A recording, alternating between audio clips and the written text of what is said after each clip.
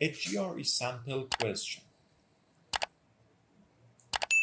We know this, and we should calculate this. First, based on this formula,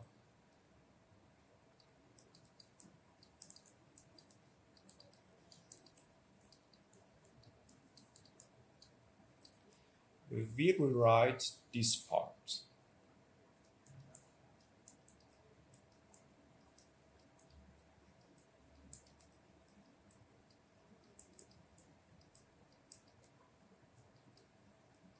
Equals to 16.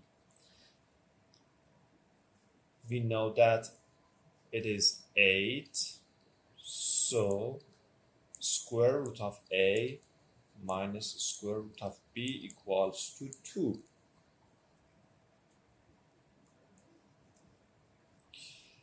So we have two new equations.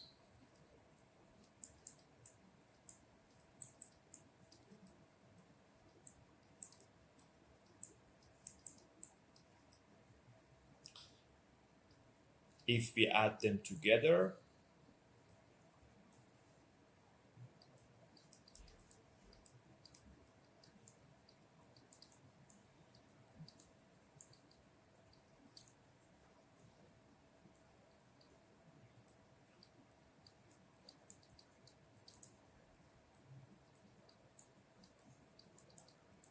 the square root of a equals to 5. Based on this equation,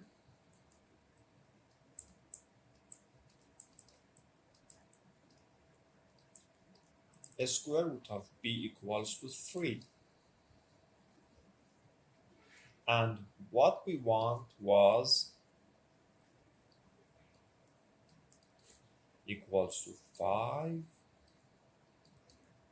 times 3 equals to 15. And this is our final answer.